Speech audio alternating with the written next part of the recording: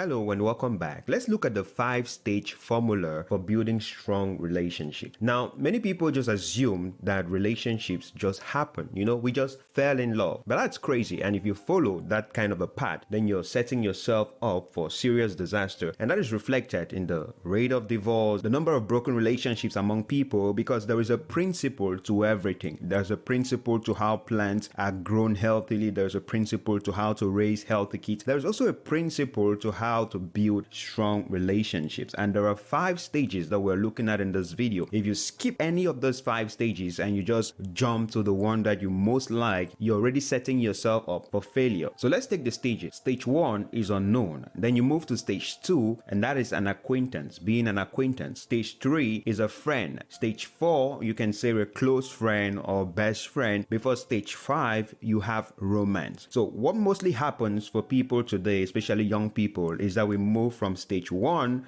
or stage 2 and we dive right into stage 5. You meet someone for the first time, you don't know them, they are barely an acquaintance, and you think you're already developing feelings for them. Oh, we just fell in love. And then 3 months down the road, you discover things that you absolutely cannot put up with, things which you normally would have discovered if you had gone on to stage 3 and stage 4, and then you start saying dumb things like, I didn't know this is how you were, I didn't know this is who you were. How would you have known if you skip the class? Stage 3, stage 4 is where you take classes on people, where you get to know what interests them, what are their passions, what they don't like, how they behave under pressure, how they react when they're angry, and all these things, we skip them. I often tell people jumping from step 1 or step 2 straight to step 5 is how you bring mad people into your life. You've probably had friends who have gotten married to people and then they later on come out and they're wondering how they got married to such a toxic, demonic, or selfish, greedy, manipulative, controlling, self-absorbed, narcissistic person. Well, that's the formula to get such kind of people into your life. So take a look at that formula again. Every single stage has its role and it's very important. You can't just skip any. And this also, number one, doesn't mean you have to get to step 5 with every single person. I don't know, some people might start thinking that there is a limit for pretty much everyone in your life. Everyone you don't know, which is perhaps the 8 billion people in the world, and that is unknown people. Now, the few people you don't know in your circle online, those are your acquaintances. Now, those you have really gotten to be close with, to sacrifice for, and also have them sacrifice for you, and you share deep things and personal things, those are your friends. Now, the few inner circle, 1 or 2 people that they really pretty much know everything about you, those are your close friends or your best friends. Then the one and only, your love, your sweetheart, or whatever you want to call that, you now move to stage 5, that is romance. So this means that the higher you go through the steps, the fewer people there are, from everyone at stage 1 to that one and only at stage 5. And if you're really serious about your life, then most people will end at stage 2. If you want to see someone who is distracted, confused, and split apart, there are people who quickly take everyone they encounter to step 3. You can't have many friends and have time to actually accomplish much, because relationships take time to nurture them, to build them, to water them, and see that they actually produce fruit. You have to invest in them if you have to receive anything. And not only that, some other people even make the worst mistake by assuming that everyone they have in your life is at stage 3. Everyone is not your friend. So you go around exposing your personal things, your personal secrets, your personal truth to people you barely know. That means they are barely at step 2 at best. Most of them are even at step 1. And then you wonder why tomorrow they turn on you and they gossip on you. It's because you just pretty much naively assumed that everyone is your friend. This is why it's very important for you to work on your language and your vocabulary. You should be comfortable saying, well, he's an acquaintance, or her, she's a colleague, or this is a collaborator, and this is an unknown. Yes, if you don't know someone, they are unknown. Okay, that may be a little harsh and I'm just kidding on that, but you get the point. So think about the few people in your life that you've been friends with or very close with for so many years, and you realize that you didn't just stumble into a relationship together, you didn't just fall in love in quotes, but you pretty much went through every single one of these stages. And not only that, you diligently did the work that was required at each of these stages, from being distrustful and keeping your distance when they were unknown, to giving them a little bit of attention and a little bit of information when they were stage 2 as an acquaintance, to actually exchanging and getting to learn and share moments together and sacrifice as friends long enough before you actually move to disclosing personal insecurity insecurities and doubts and dreams and visions in close friends or best friends before eventually moving into romance with that one person. So that is it. Now, someone might think there should be a stage 6,